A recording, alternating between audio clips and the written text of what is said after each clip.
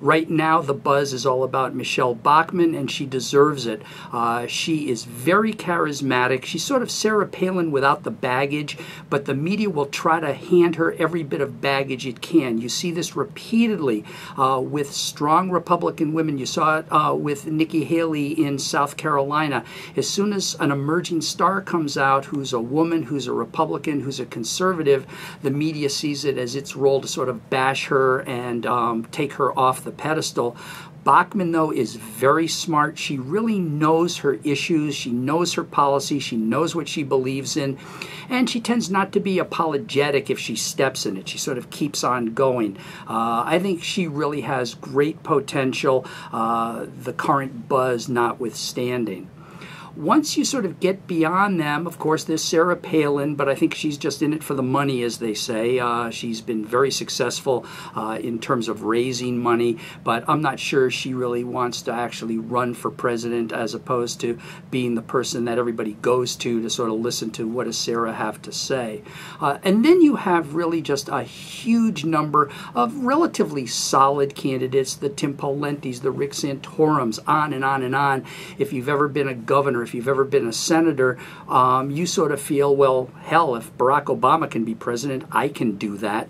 And so you get a lot of people who are sort of stoked on by, you know, their handlers, by certain tight constituency groups. And so they always have a chance. The odds on them catching fire, I think, is relatively slim. And somewhat problematic, but they're sort of the strong middle tier. The press has denigrated what a weak field it is, but you know, these are people who served as senator, who served as governor, and so I think the field is actually more solid than many people give it credit to be. And of course, you have the shooting star Newt Gingrich, but unfortunately, the star is sort of heading into the atmosphere and burning up. Gingrich is pretty much a legend in his own mind, and at this point, really no one else's.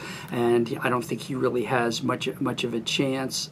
You also get a lot of highly ideological potential candidates. Ron Paul's a great example, very oriented towards really the hardcore libertarian part of the Republican Party, which unfortunately is somewhat of a niche when it comes to having enough of a constituency to get votes rather than to get buzz.